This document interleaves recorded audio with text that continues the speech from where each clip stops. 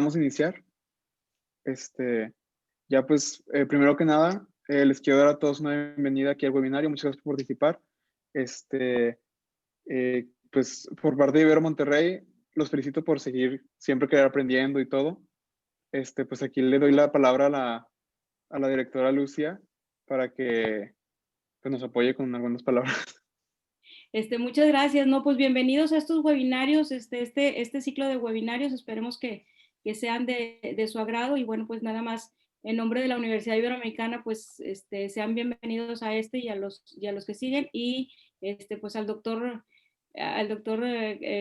pues también darle la bienvenida y también, pues igual si quieres compartir un poco de los datos más específicos de la formación del doctor. Y bueno, pues Sí. un gusto saludarles a todos. Sí, es un gusto. Aquí pues les comparto un poco la semblanza de aquí del doctor Carlos Augusto López Acebo. Pues él es médico cirujano partero, tiene una maestría en psicoterapia familiar breve sistémica, doctorado en medicina, es catedrático de psiquiatría en la Universidad Autónoma de Nuevo León, instructor certificado en terapia focalizada en emociones por la ICEF. También él ha dado muchos cursos como el Externships Emotional Focus Therapy, centrado en parejas, en San Francisco, California. Igual el mismo curso en Las Vegas, Nevada, en 2013. El Summit John Gottman and Sue Johnson, Seattle, Washington, en 2013. El Core Skills Emotionally Focused Therapy, centrado en parejas, también en San Francisco, California, 2014. El Diplomado en Programación Neurolingüística, Entrenamiento en Psicoterapia Gestalt Infantil, y co-coordinador de la primera externship de EFT en Latinoamérica, llevado a cabo en México, en DF, en 2015. También dentro de la Universidad Iberoamericana, él es docente del Diplomado en Entrenamiento en Terapia de Pareja. Consta de 2 semestres y él junto con otros maestros pues apoyan a darle cuerpo a este programa. Igualmente, él está dentro de lo que es la maestría en terapia familiar y la maestría en desarrollo humano aquí en Ibero Monterrey. Y también para darles una idea de la dinámica de la plática de hoy, pues ustedes tienen aquí abajo una opción que es de preguntas y respuestas. Aquí pues pueden ustedes hacer las preguntas que tengan durante el curso de la plática y ya al final se les dará un tiempo, unos 15 o 20, entre 10 y 15 minutos para responder las preguntas lo más que se pueda y pues apoyarles en lo que sea que tengan las dudas. Ya, pues sin más preámbulo, le doy la palabra al doctor. ¿Qué tal? Muchas gracias. Les agradezco bastante aquí pues por la invitación y pues me gustaría comenzar. Por ahí les pasé un enlace. No sé si se los pudieran proporcionar ahí por medio de lo que es el chat. Es un enlace para que contesten algunas preguntas. No lo tienen que hacer inmediatamente, pero sí para poder yo conocerlos un poquito más de qué es lo que piensan, qué es lo que esperan también respecto a esta charla que vamos a tener el día de hoy. Y les voy a compartir mi pantalla. Denme un segundito. Bueno, si alguien por ahí no ha recibido el enlace, bueno, pues aquí le pueden tomar una fotografía con código QR y los lleva a una página y en su celular pues me gustaría que pudieran contestar para conocer un poco cuál es su opinión en general del apego, conocer algunas cuestiones ahí de lo que ustedes esperan de esta plática, ¿sí? Es muy importante ver que lo que vamos a hablar aquí es algo que tiene mucha base científica. Una de las cosas que más me agradó acerca de la teoría del apego es eso, que es una teoría que hay experimentos que la comprueban y que vamos a ver algunas cosas interesantes que nos dicen cómo podemos saber qué tipo de apego también tenemos nosotros, ¿sí? Entonces, si pueden ir contestando por ahí la encuesta, como les digo, ya sea con el enlace o tomándole una foto y QR, como le hacemos ahorita con los menús o cosas así, para ir empezando. Entonces, denme un segundito.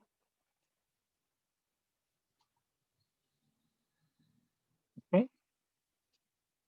Muy bien. Entonces, ¿qué vamos a hablar? Bueno, acerca del apego y las relaciones de pareja. Yo soy el doctor Carlos Augusto López y bueno, pues Al final por ahí les paso mis datos también por si me quieren contactar. Primero que nada, quisiera que nos preguntáramos qué es el amor, ¿sí? Para cada quien va a tener una definición dependiendo de lo que haya visto durante su infancia, dependiendo de las experiencias personales, que también o que tan mal les ha ido. Es una palabra que ha ido tomando cada vez más significancia, ¿sí? Por ejemplo, si uno se va a la literatura de hace 100 años y uno trata de buscar cuáles eran las primeras causas, o más bien, cuáles son las primeras motivantes para uno casarse, el amor no era una de ellas, ¿sí? No era una de las principales 5 razones, ¿sí? Entre ellas era el dinero, entre ellas era la salud de la pareja, el tener hijos, pero el amor no era así. Esto viene a hacerse más fuerte en los últimos años, ¿sí? Donde buscamos cada vez más estar enamorados de la persona con la que estamos y sintiendo algo, ¿sí? Es difícil definir. El definir el amor es algo difícil porque por estas cuestiones de que cada quien tiene formas diferentes de vivirlo. Y otra de las cosas curiosas que aquí les pongo acerca de cómo se ha ido modificando, sobre todo en estos tiempos de pandemia, es que cada vez nos vamos aislando más, ¿sí? Y no hablo nada más en cuestiones de amor hacia la pareja, sino en cuanto a amistades, ¿sí? Hay estadísticas que nos dicen que hace 20 años el número de amigos cercanos que uno tenía cuando pasaba los 30 era alrededor entre 6 y 5, ¿sí? En los últimos 5 años se ha reducido a 3, ¿sí? Entonces, cada vez nos estamos volviendo más alejados de este tipo de relaciones afectivas y con más razón, pues cada vez más queremos una relación que dure, una relación que pueda significar algo para nosotros. Durante mucho tiempo hemos visto que las relaciones a lo largo del tiempo o en los últimos años, como lo conocemos, es una cuestión de dos. Incluso en aquellos lugares donde hay eh, personas que tienen varias esposas, ¿sí? Generalmente se tiende a hacer más una cuestión donde se una una persona más a otra y no hacia el resto de las esposas. Es decir, hay cuestiones de celos, hay cuestiones de enojos. ¿Por qué? Porque siempre va a haber alguien con quien hagamos más clic, ¿sí? ¿Es algo que buscamos, el estar en pareja? Pues sí, yo creo que sí. ¿Por qué? Porque ahorita que hablemos un poco del apego, vamos a ver que el apego es algo que está en nuestro instinto, ¿sí? Tenemos una necesidad de crear vínculos emocionales. ¿Y por qué? Porque es parte de lo que nos ha ayudado a sobrevivir como especie, ¿sí? Si uno se va simplemente a las cuestiones meramente evolutivas, vamos a revisar que el ser humano es de las pocas especies que cuando nace es de las más vulnerables que existe, ¿sí? Ustedes pueden ver en la naturaleza y pues lo que son los animalitos en general, ven que nacen y a los pocos días ya están comiendo, ya están moviéndose solos, ya están siendo independientes, ¿sí? Incluso si ustedes han visto videos, por ejemplo, de cuando nace un caballito, pues los caballitos inmediatamente se paran y empiezan a caminar y empiezan a moverse, ¿sí? Obviamente dependen de la madre, obviamente al ser mamíferos, pues somos dependientes socialmente, pero el ser humano nace muy vulnerable, ¿sí? Es decir, le lleva meses, incluso años, poder ser independiente físicamente y no se diga emocionalmente, ¿sí? Entonces, somos una especie que tiene sus cualidades por nacer de esa manera, pero también tiene sus vulnerabilidades. Y para eso nos sirve el apego, ¿sí? El apego nos ayuda a tener un bienestar mental, físico y emocional. ¿Y cómo damos con esto, con el apego? Bueno, pues esta fotografía que les muestro aquí es John Bowlby. John Bowlby nació en 1907 y una de las características es que él es inglés, ¿sí? El creador de una teoría muy emocional como es la del apego, pues viene de un lugar donde hay muchos estereotipos de personas muy frías, ¿sí?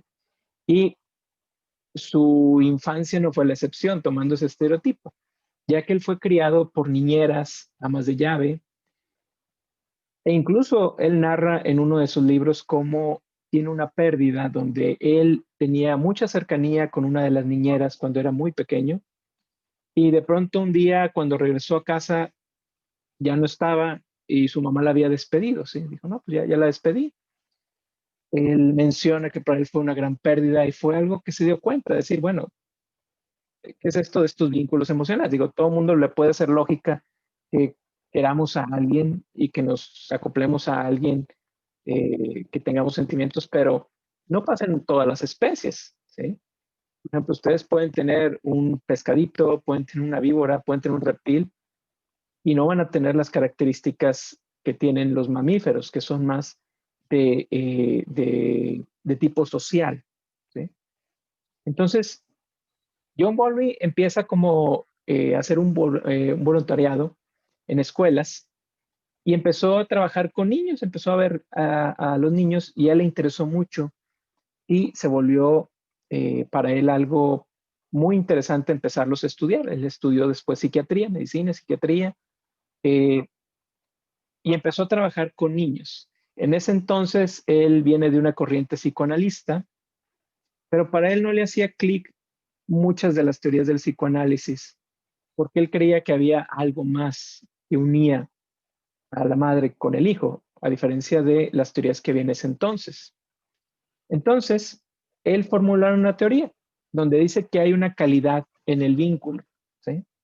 Y que esa calidad generalmente va a haber un cuidador principal, llámese madre, llámese padre, dependiendo de quién esté más cercano, y cuidadores secundarios que pueden suplir en muchas veces las funciones si hay carencias de los primarios, ¿sí? Pero él habla que una de las cosas que más le llamó la atención fue cuando él fue contratado para hacer durante la Segunda Guerra Mundial, si recuerdan, hubo muchos bombardeos y muchos niños quedaron sin padres. Entonces él empezó a investigar qué pasaba con estos niños y veía cómo muchos de ellos, cuando no tenían, por ejemplo, bebés muy pequeños, donde se les tenía en las cunas, no tenían algún tipo de contacto físico, sino que solamente se les daba de comer o se les tenía cuidados, muchos de ellos los bebés morían, ¿sí? Otra de las cosas que le llamaba la atención era cómo había etapas de pérdida, es decir, un niño abandonado donde igual no había ningún contacto ni ninguna interacción. Primero empezaba como ser huraño, después tenía una etapa de llanto y después como una etapa donde simplemente decía ya no más y se veía triste y como si ya no le importara nada, ¿sí? Eh, si ustedes revisan en esa época cómo eran las visitas a los hospitales, ustedes si tenían, por ejemplo, a un hijo enfermo, podían visitarlo una hora, una vez a la semana, ¿sí? Esto sería algo impensable en la actualidad. Piensen si ustedes dirían, oye, voy a dejar a mi hijo en el hospital y voy a verlo solamente una hora a la semana. Pues esa era la norma, ¿sí? Gracias a las investigaciones de John Bowlby se rompe con ese paradigma y se ayuda a que las madres estén más tiempo con los hijos, porque muchas veces se veía que esto traía ciertos trastornos en los hijos, ¿sí? Los resultados de sus investigaciones confirmaron que hay ciertos cambios cuando hay un abandono emocional, ¿sí?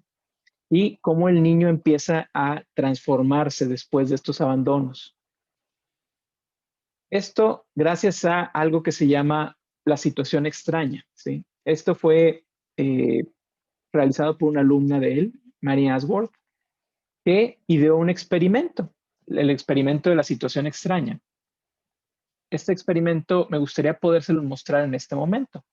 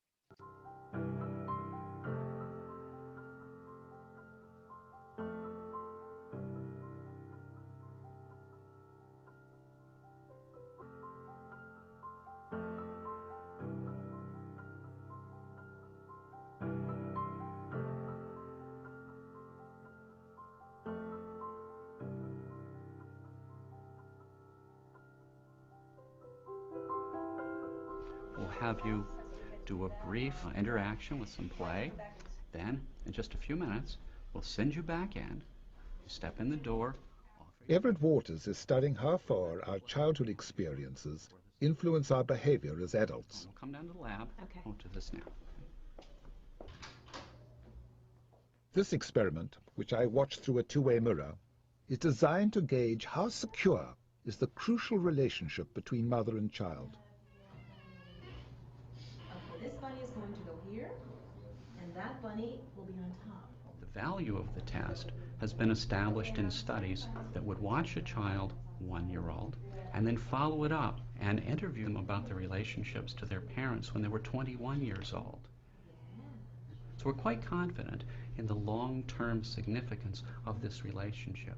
Peter, that's Peter. After several minutes' play, the mother is signaled to leave the room.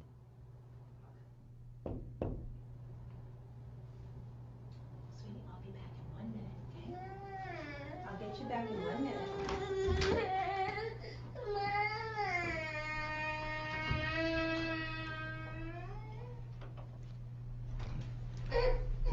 I'm sitting for you.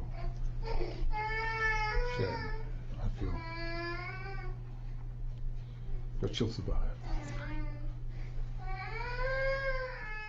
The key moment in the experiment is the child's reaction to her mother's return.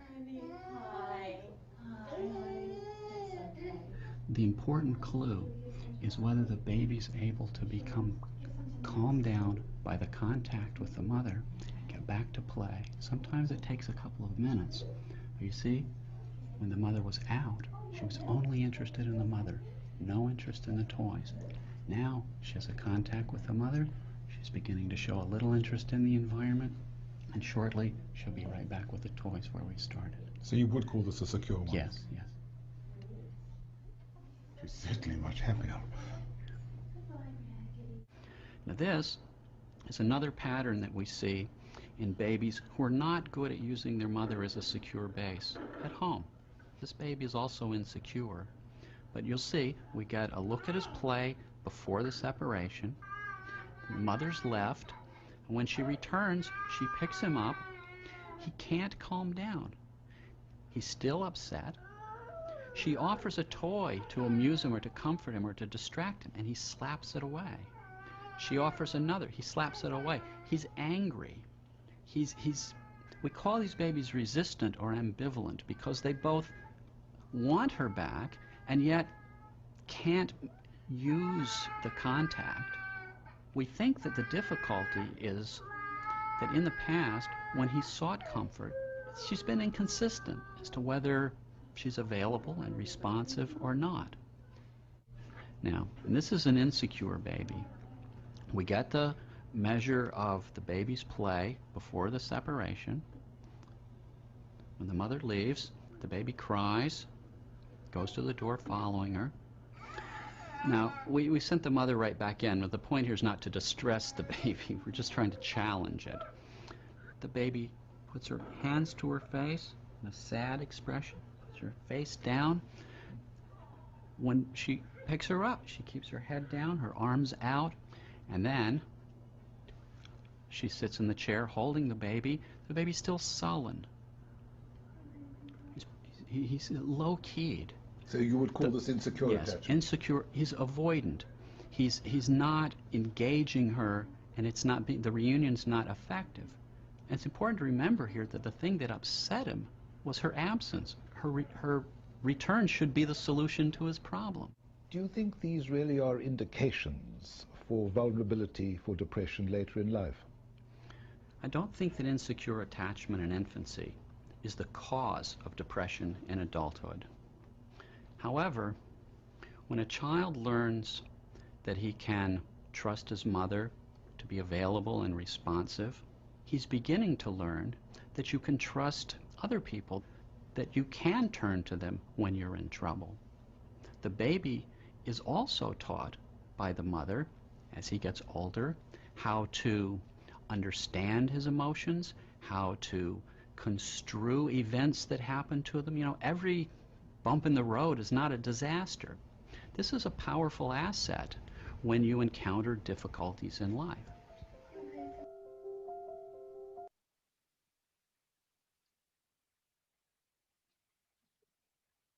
Muy bien. Entonces, si tomamos en cuenta esto, ¿sí? Este fue el experimento de la situación extraña que Mary Ashworth ayudó a diseñar. Y gracias a esto vemos que vamos a ver tres tipos de apegos, ¿sí? Vamos a tener, bueno, dos tipos, apego seguro y apego inseguro, ¿sí? El apego seguro lo vamos a ver cuando el niño puede explorar su mundo, donde se siente a salvo. Los niños con un apego seguro vamos a verlos que se pueden alejar un poco de la madre, pero no sienten miedo, ¿sí? No sienten miedo de ese abandono. Vamos a ver que son niños más seguros de sí mismos y que cuando hay algo negativo, algo que los pueda asustar, el sentir la seguridad de que pueden reconectarse con la madre hace que puedan pedir ayuda, hace que puedan pedir de una manera más tranquilizadora el te necesito. Pero lo más importante aquí es que cuando la mamá les da ese consuelo a estos niños con apego seguro, el niño se tranquiliza, ¿sí? Es decir, en los tres tipos vamos a ver que cuando una situación terrible pasa, va a haber estrés en los niños. Pero en el seguro, la madre logra tranquilizar al bebé o al niño, ¿sí? En el apego evitativo, no sucede así. ¿Qué pasa? El niño cuando ve a la madre, se tranquiliza, pero empieza a rechazarla, empieza a decir, no quiero hablar, empieza a voltear la mirada. Aunque, como vimos en el video, pareciera que era lo único que necesitaba, que era que viniera mamá. Y ahora que está mamá aquí, ya no la quiero, ¿sí? Estos niños, cuando se les toma lo que es sus hormonas, cuando se le miden sus signos vitales, aunque se ven como desconectados, en realidad por dentro su sistema está elevado, ¿sí? Sus hormonas están hacia arriba, su frecuencia cardíaca y su presión suben, ¿sí? Aunque por fuera pareciera que no le importara que la madre está ahí, ¿sí? Pero es porque el niño aprendió a autorregularse, a hiperregularse y a decir, no puedo confiar en esta persona, ¿sí? Y ahorita vamos a ver algunas razones de las cuales, por las cuales el niño pudo haber llegado a este pensamiento. En el apego ambivalente, como vimos ahorita, son niños que cuando llega la madre siguen molestos, Pero entonces si se dice la mamá, ya me voy, no, no te vayas. Y hay una mezcla, por eso se le llama ambivalente, ¿sí? Ambivalente o ansioso es lo mismo. Es un apego donde el niño está pensando todo el tiempo, sintiendo que va a haber un abandono, una pérdida, ¿sí? Y para lidiar con esto, lo que hago es gritar más fuerte, hacer más aspaviento, pues te tengo que decir algo fuerte para que me entiendas lo que está pasando, ¿sí? ¿Qué se ha visto en las investigaciones? Bueno, pues que las madres que tienen un apego seguro con sus hijos generalmente son más afectuosas y responsables. Por lo tanto, tienen mayor capacidad de adaptación y de restablecer contacto sus hijos. Las madres que tienen un apego más ambivalente con sus hijos, es decir, el hijo es más ambivalente o ansioso, son más impredecibles. Es decir, el niño por alguna razón, pues cuando tenía hambre, pues que era tal vez un bebé, pues la mamá en lugar de darle de comer, le cambiaba el pañal, ¿sí?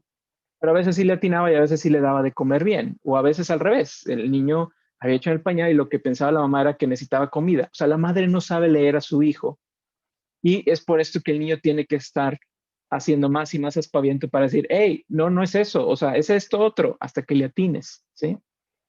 Y eso hace que también su apego sea muy nervioso, muy ansioso, ¿sí? Como es impredecible, puede causar mucha ansiedad. Y generalmente las madres que son más frías e indiferentes, pues tenían hijos igual, indiferentes o más fríos, ¿sí? Más evitativos. Y son los que veíamos en el experimento que se veían más distantes al regreso de la madre.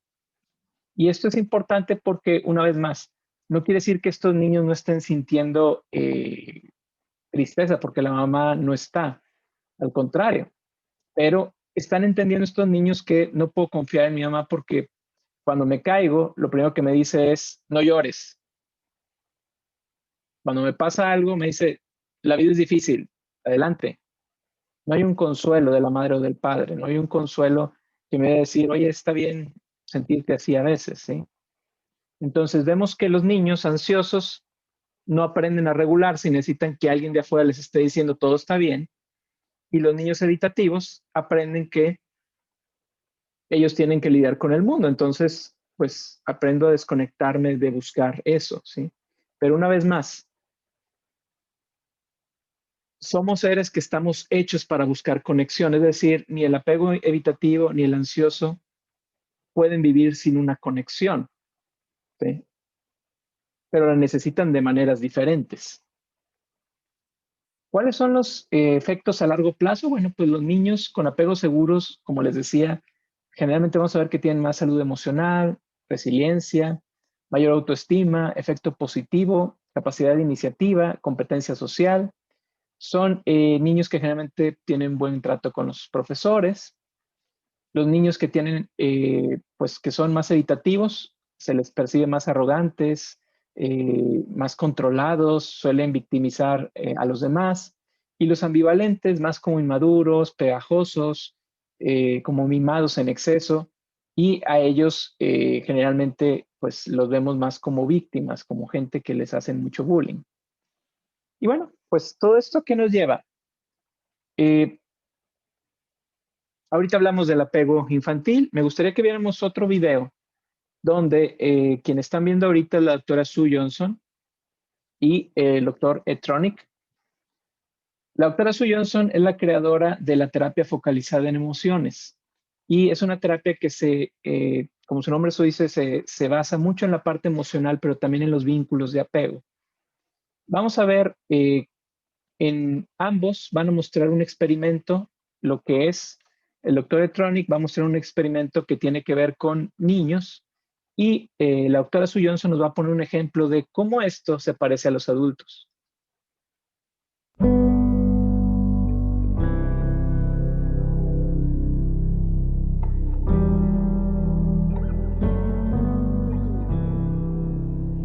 Science tells us clearly that bonding goes from the cradle to the grave. Staying close to a protective loved one is the main survival strategy of our species.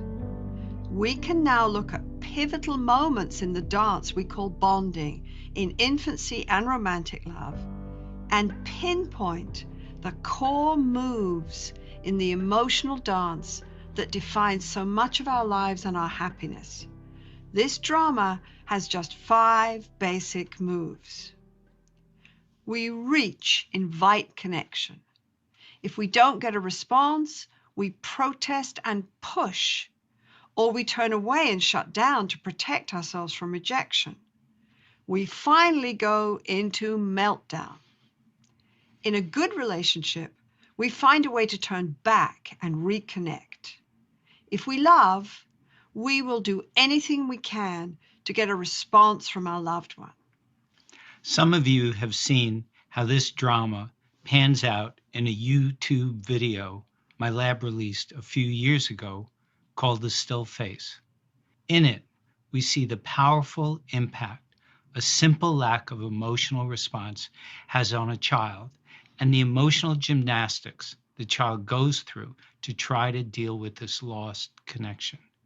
We need loving contact like oxygen. We really do not have many ways to deal with the pain of disconnection at any age.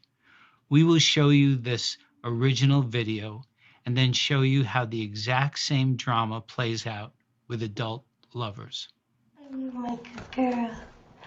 Oh. And she gives a greeting to the baby gives a greeting back to her. Yeah.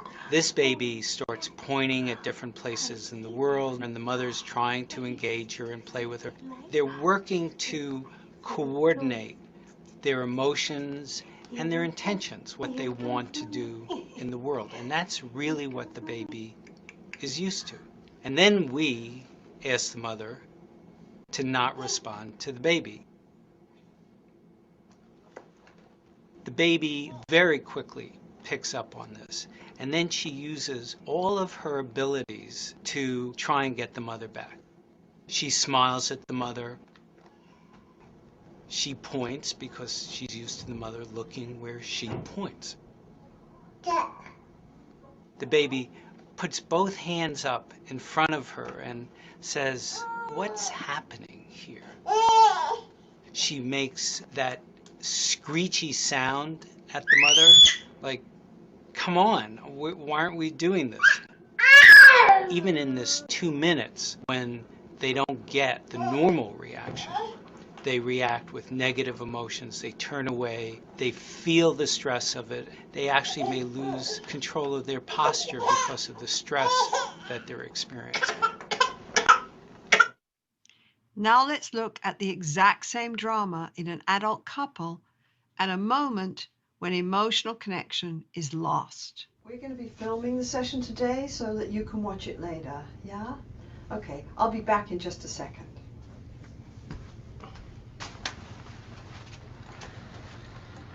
I think this is going to be good. Yeah.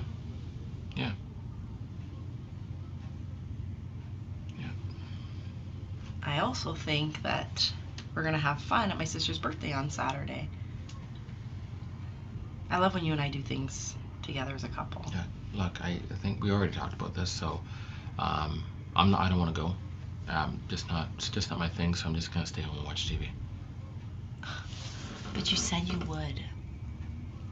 And this matters to me. It's important that we do things with my family. That we all be together.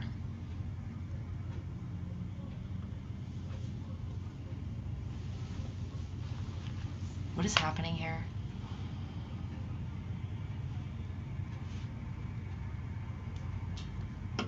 Are you gonna talk to me?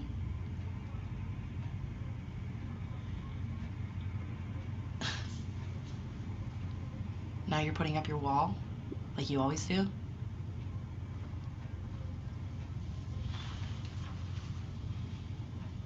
Are you listening to me? Look, I just don't see how your family reunion is my issue, okay? Right. Look, can we talk about it later? We'll talk about it later.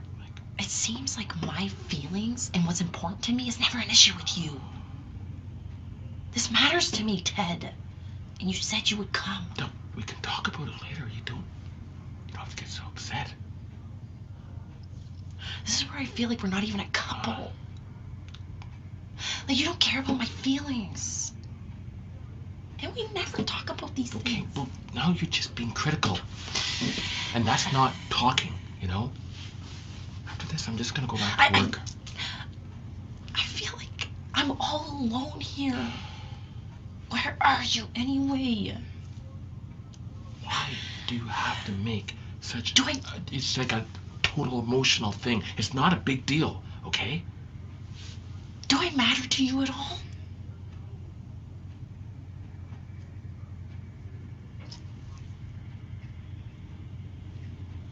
You're mean. No. Mean and selfish. You don't care about anybody but yourself. Why'd you marry me then? Good question. Why did I?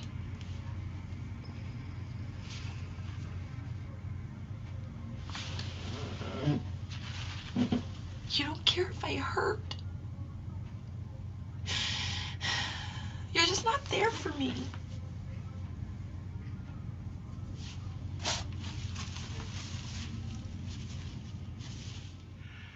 When we feel cut off from our loved one, we go into a kind of panic. We have lost the connection that is our main source of safety and comfort. The baby becomes overwhelmed by fear and anguish when the mother does not respond to her. She loses her balance, her ability to regulate her emotions. There is no solution here to her sense of abandonment. And we see the same kind of process in Jill. Yes. Jill is a strong, capable lady, but her mammalian brain codes this situation as totally painful and as a danger cue. She cannot rely on Ted to respond to her when she needs him. The reaching, calling, protesting, desperate demanding, and turning away and meltdown are the same in adult and infant. Now let's see a moment of repair in both relationships. Okay. I'm here. And what are you doing? Oh, yes. Oh, what a big girl. Look. Okay, look, you're really upset, and it's not you, okay? It's not you. And you're right, when it comes to this topic, I shut right down. It's just your family, it's just so intimidating. And, you know, they're always asking questions about my career and how I'm doing and how we're doing, and it's a little much. I just block it out, okay? But it's not you, and you're really upset right now, and I don't want to see you upset, and I don't want you to think that I don't care about your feelings. So, when this thing is done, we'll get out of here, and we'll talk some more, because you're right, we have to talk, okay? Okay, babe? All right. I'm sorry. This is the moment of repair that seems to separate love that lasts from love that ends up in the divorce court or constant conflict. Every bond has moments of painful disconnection, but as long as there's a way out of the aloneness and the connection can be restored, the bond becomes safe again. The key is that Ted finally tunes into his lady's distress and responds on an emotional level, just like the mother with the infant. Ted helps Jill with her vulnerability by just opening up and being present with her. This contact calms down her nervous system, and now they can talk in a different way about any issues that come up between them. So, Ed, now we know that the drama of romantic bonding is an adult version of the bond between parent and child. Exactly. Disconnection hurts, and how we handle these inevitable moments of vulnerable disconnection define how these bonds work out for us. We often don't see the impact on our partner of our lack of response to their emotional call. Right. Reaching and responding on an emotional level is what transforms these moments of disconnection. But we can get stuck in angrily pushing for a response or shutting down. Now we know the basic steps in the bonding dance, and that this dance is often defined by how we deal with our fear of disconnection, and if we're able to move into repair. We are learning to actually shape the dance called lasting love and togetherness. Imagine that. This changes everything. You know, Ed, it reminds me of Walt Whitman's comment on life. He said, "We were together. I forget the rest."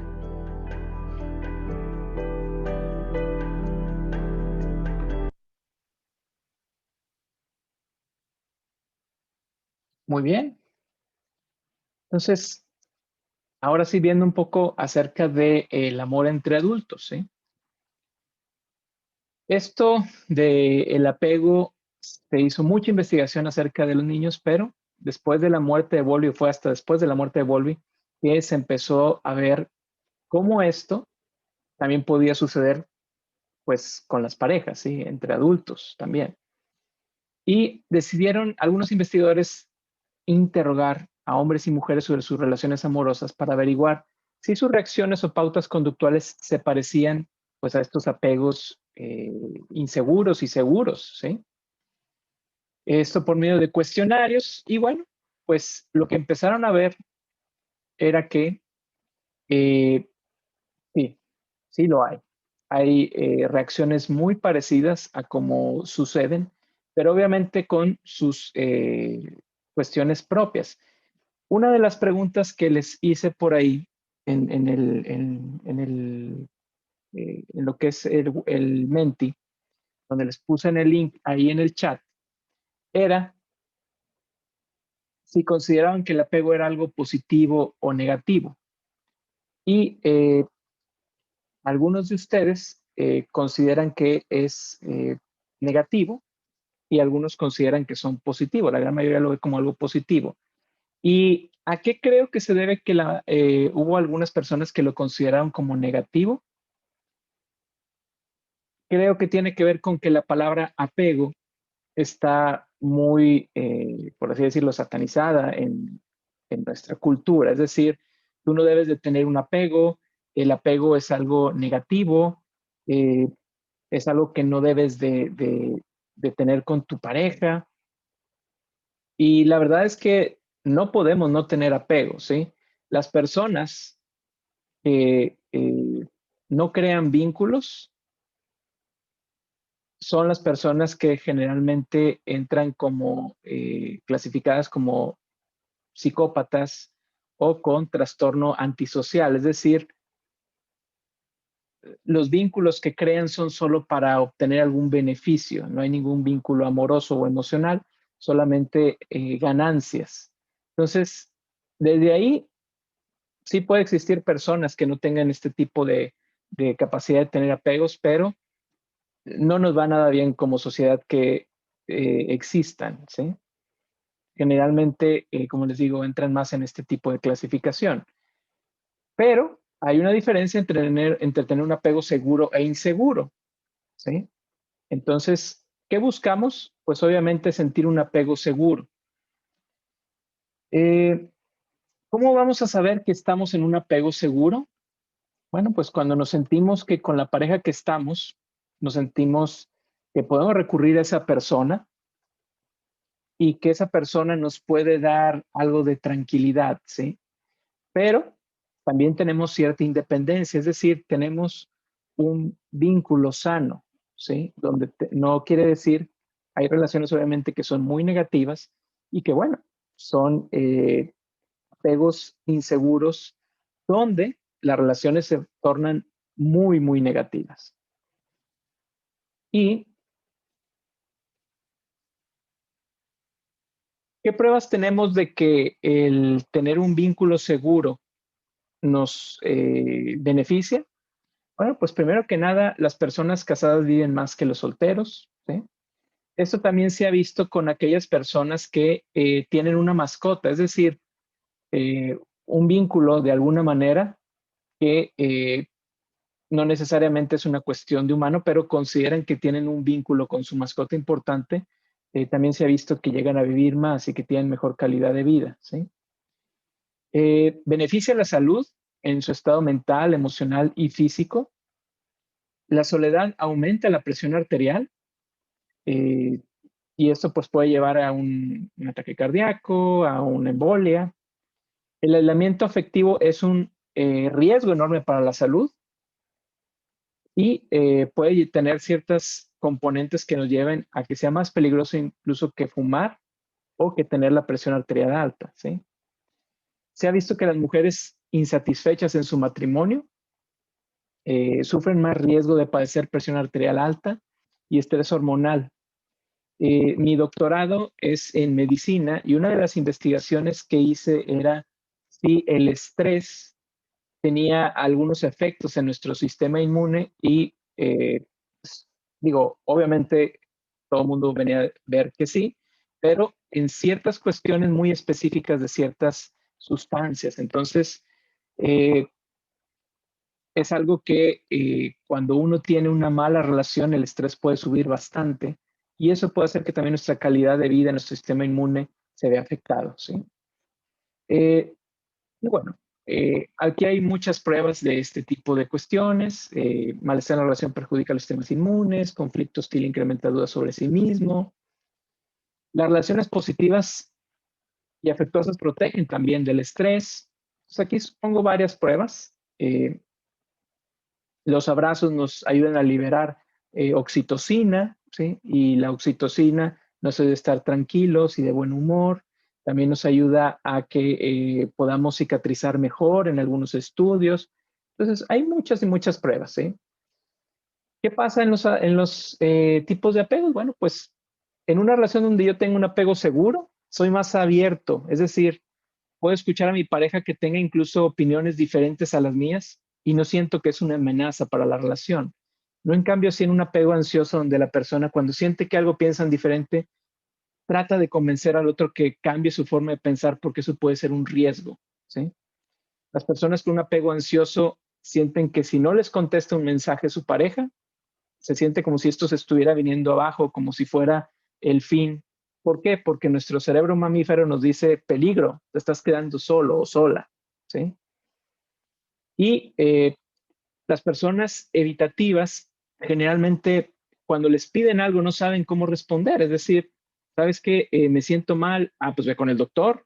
O sea, no saben cómo dar ese afecto de vuelta, ¿sí?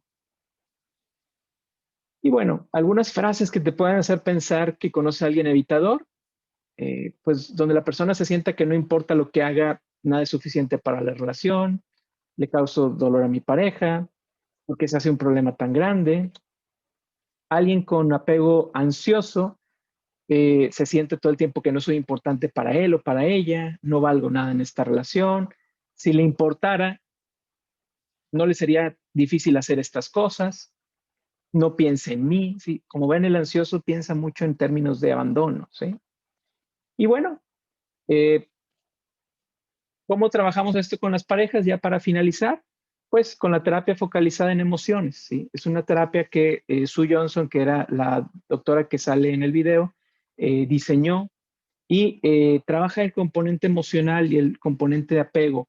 Es una de las pocas terapias que tienen validez empírica a nivel de pareja y que pues en el diplomado que se va a estar dando aquí se profundizará un poco acerca de en qué consiste, ¿sí? Tiene excelentes resultados. En pocas sesiones vemos avance y pues lo que buscamos muchas veces es cambiar las interacciones rígidas que tienen las parejas. No vemos que las parejas estén enfermas o que no tengan que tener un trastorno de personalidad para que esto esté mal. No, creemos que entran en una danza que se repite una y otra vez, ¿sí?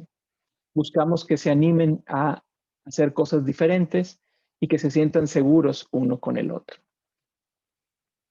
Entonces, creo que ya estamos aquí sobre tiempo. Me gustaría aquí dedicar unos minutos, pues, si tienen algunas preguntas. Estos son mis datos, por ahí si les sirve, si le quieren tomar foto para seguirme en Instagram o ahí viene mi WhatsApp también. pues si tienen alguna duda o pregunta, en este momento creo que es el tiempo para por ahí hacerlas. Y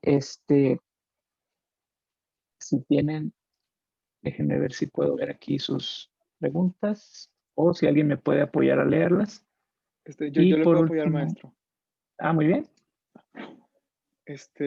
Aquí tenemos una pregunta de Alexandra Aguilar. Pregunta si es posible que se cambie de un apego seguro a inseguro en una relación donde uno de ellos es de apego ambivalente. Sí, así es. Hay que tomar en cuenta que todo lo tenemos que tener en cuenta que hay espectros, ¿sí? Es decir, hay personas que pueden estar, supongamos que aquí en medio es el apego seguro, y hay personas que pueden estar un poquito más hacia lo ansioso, un poco más hacia lo evitativo, pero puede haber personas que estén en los extremos. Lo que buscamos con la terapia es acercarlos más al apego seguro o ayudar a que baje lo suficiente para que pueda sentirse más, por lo menos conectada con su pareja y que pueda lograr esa parte, ¿sí? Creemos a veces que también una situación difícil puede hacer que cambie el tipo de apego. Es decir, si me doy cuenta de una infidelidad y yo era una persona muy evitativa, pues también puede cambiarse mi chip y volverme una persona muy ansiosa. Entonces sí, con terapia es posible cambiar esto. Muchas gracias. También otra pregunta que hacen es si la persona tiene apego ansioso y trastorno de personalidad depresivo, ¿cómo se podría trabajar? Ok. La forma en que trabajamos es con terapia focalizada en emociones. Hay un modelo en pareja y hay un modelo individual, ¿sí? Y tenemos que ver, bueno, pues cuál es la causa de este tipo de depresión, pero también esa parte de la cuestión de la ansiedad. Como les digo, generalmente un apego ansioso tiene mucho que ver con abandono, ¿sí?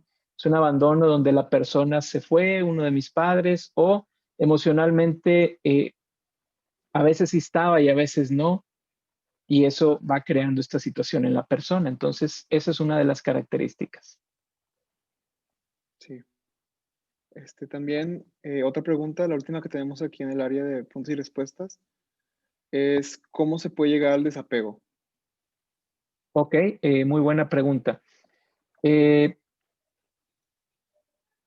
pasar varias cosas. Uno, algo crónico, es decir, la relación fue sufriendo pues a través de los años y la persona que estaba sufriendo esa parte, es decir, voy viendo que mi pareja a lo mejor no me responde como yo espero, voy viendo que mi pareja pues no me da cariño, voy viendo que mi pareja simplemente ya no me busca en la intimidad, o sea, todas esas cosas al pasar los años va haciendo que uno vaya como cerrándose, ¿sí? ¿Por qué? Porque es muy doloroso querer encontrar eso en tu pareja y no tenerlo. Entonces, es como una anestesia emocional.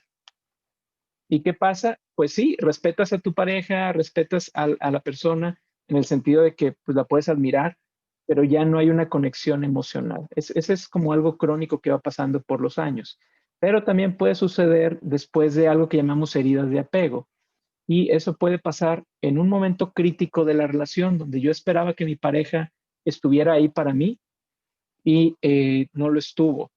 Un ejemplo sería una persona que recibe un diagnóstico de cáncer y va diciéndole a su pareja, oye, me acaban de dar este resultado, y la pareja en lugar de decir o reconfortar de alguna manera, lo que hace es decir, bueno, pues ya estás yendo con el médico, síguele adelante, o tengo que trabajar, o una respuesta donde no se sintió ni siquiera valorado, ni siquiera como mi vida está en peligro y no eres para decirme algo que me haga sentir mejor. ¿Sí? O una infidelidad, por ejemplo, pudiera llevar también a eso. Entonces, eso pudiera llevar al desapego. Hay que recordar que hay cuestiones subjetivas, es decir, alguien con un apego muy ansioso, muy demandante, puede estar esperando todo el tiempo que su pareja le compruebe que realmente lo quiere y al no ver todo el tiempo que eso pasa, pues puede crear un desapego, pero es más por el hecho de que nunca va a llenar mis expectativas mi pareja, por lo tanto me voy desapegando. Entonces son algunas maneras de las cuales las personas pueden llegar a esta parte del desapego. Por supuesto. También otra pregunta. Alguien pregunta que qué le recomienda. Esta persona tiene un apego difícil con su hija de 2 años. Ahora es ama de casa al 100% y antes trabajaba y no estaba todo el día con su hija. Ok. Igual, el apego no es algo estático, es decir, si al principio no hubo esa comunicación o esa cercanía, no quiere decir que no se pueda generar, sí, solamente hay que dedicarle tiempo, hay que buscar la parte afectiva, la parte táctil sobre todo, sí. Es un proceso de reconexión, sí. Entonces, mi sugerencia es eso, primero tiempo, cercanía con tu hija, sí. Y no tener miedo de decir, porque muchas personas, incluso ahorita que está muy de moda el parto con apego y decir, es que no se lo pude dar porque pasó X o Y, eso no es lo que hace el apego no es un momento, ¿sí? Es un continuo. Por eso es de que si en alguna etapa no estuvo la persona, pero después puede repararlo, eso va ayudando al cerebro a irse calmando. Obviamente, como todo, sí, en los niños, pues hay plasticidad neuronal mucho mejor que en el adulto. Hay que pasar cierto tiempo, pero no es lo mismo como si fuera la reconexión ya de adulta, madre e hija, ¿sí? Entonces, lo que diría es tiempo, pasar tiempo de calidad, una cuestión táctil, tocar, besar. Si no es tu estilo, trata de trabajarlo, es una buena forma de avanzar un poquito, sería lo que yo recomendaría. Muchas gracias. También alguien pregunta que si hay alguna investigación en relación con la figura paterna o el apego tiene que ver solo con la figura materna. No, por eso le llamamos cuidadores principales y secundarios, ¿sí? No necesariamente la madre va a ser la figura principal, ¿sí? El apego, el abandono puede sentirse de parte de uno o ambos padres, pero generalmente lo asociamos más con la mamá porque está más cerca, ¿sí? Pero hablando, por ejemplo, en el caso de Sue Johnson, la autora de este modelo, ella menciona, dice, mi madre era una persona muy fría, muy apartada, quien me dio la sensación de seguridad, de apego seguro, era mi padre, ¿sí? Que cuando un día le dije, oye, me voy a ir a vivir ella es de Inglaterra, me voy a ir a vivir a lo que es Canadá, pues le dijo, adelante, hija, vale, tú puedes. O sea, dice, y esas palabras fueron todo lo que necesitaba escuchar para decir, voy a lograrlo, ¿sí? Entonces, puede venir de papá, mamá, e incluso muchos pacientes a veces que me ha tocado ver es algún abuelito que te cuidó mucho tiempo, ¿sí? Entonces, por eso decimos que son cuidadores principales y que pueden servir para nutrir esa parte que a lo mejor faltó con mamá, para dar las suficientes herramientas para llegar a ese apego seguro. Sí, sí, por supuesto. Bueno, yo creo que ya como que esta fue la pregunta con la que llegamos al final del tiempo. Okay. Bueno, pues muchas gracias a usted, doctor. Nada. También para mencionarle a todos que les estaremos enviando información sobre los cursos y diplomados más adelante, para que chequen sus correos, especialmente el del diplomado de entrenamiento en terapia de pareja. Pues fue un honor tenerlo y también igual con todos aquí, muchas gracias por participar. Muchas gracias por la invitación. Espero que les haya gustado. Si tienen alguna duda, bueno, pues ahí puede ser por Instagram o mi WhatsApp, que se los puse hace ratito. Y con todo gusto, pues se las puedo responder si acaso alguien más quiere platicar algo. Por supuesto. Pues felicidades y muchas gracias, doctor Carlos. Muchas gracias a todos y bueno, pues los esperamos en la Ibero para Sí. o cualquier otro relacionado. Muchas gracias. Hasta luego. Sí. Gracias, hasta luego, doctor.